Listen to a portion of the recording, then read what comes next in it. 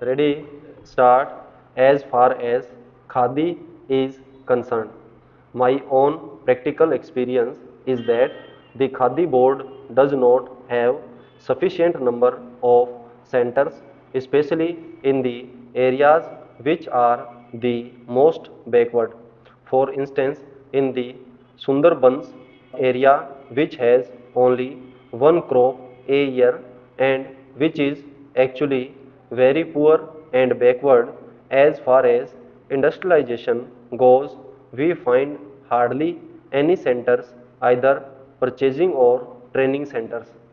The other thing we note is that the individual who is spinning at home does not know where to take the yarn because there is no publicity or propaganda to help the individual spinners to go and sell their yarn, with the result that although large amounts of subsidy are being given by government, it is not going to the help of the majority of those who are today wanting some form of cottage industry employment.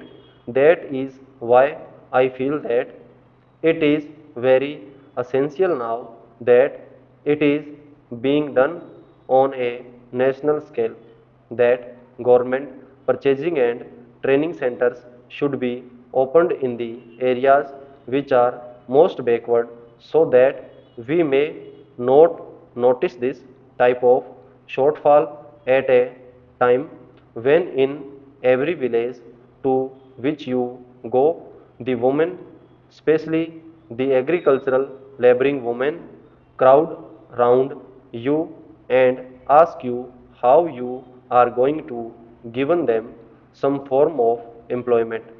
The other thing I want to stress is the question of village industries. This is especially a thing in which a certain amount of research is also required in these areas. I am afraid nothing has been done, although we approach the industries department again and again.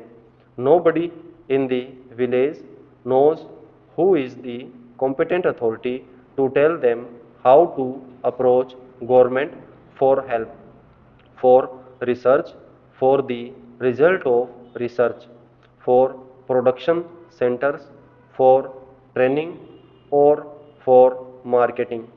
If we go to the subdivisional officer, he is not able to tell us the whole thing is in such a state of flux that actually the money which is being given is not being utilized by the people who are starving due to unemployment. Some of them have the technical skill also. Some are anxious to find new ways and methods of developing these industries, yet that is not being done. And I am afraid it is one of the biggest drawbacks of this entire ministry and it should be removed very quickly. I think one of the reasons why this shortfall is taking place is the big difference and gap between the sums of money for which we are budgeting and passing in this house and its actual utilization and reaching the masses who are so eager for employment and who are suffering from so much poverty due to unemployment. I am in sympathy with the observations made by the previous speaker because, as one who has been connected with one of these boards, I have felt a lot of difficulties in expediting the work and spending the money allotted. I feel that the whole organization does require modification so far as the organizational aspect is concerned.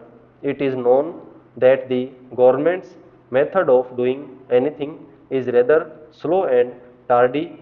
The procedure is very difficult and prolonged. And here we have to deal not with one particular section of the people or industry fixed at a particular place.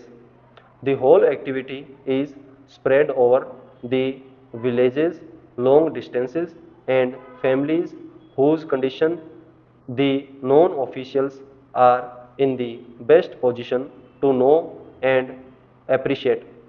Here, the secretary, the deputy secretary, or the under secretary is sitting in some office, or the deputy minister or minister is sitting somewhere surrounded by secretaries and deputy secretaries. He knows their point of view only. He is obsessed with certain formalities, etc. He is not obsessed with the condition of the poor people, and their difficulties are not realized so much as the difficulties of the secretariat. That is the real problem, and that has to be tackled. As a matter of fact, the question of having a statutory body has been hanging fire for a long time. The Khadi and Village Industries Board for a consists of a very good set of people who are very enthusiastic, who are people with missionary zeal. They have been doing this work all their life.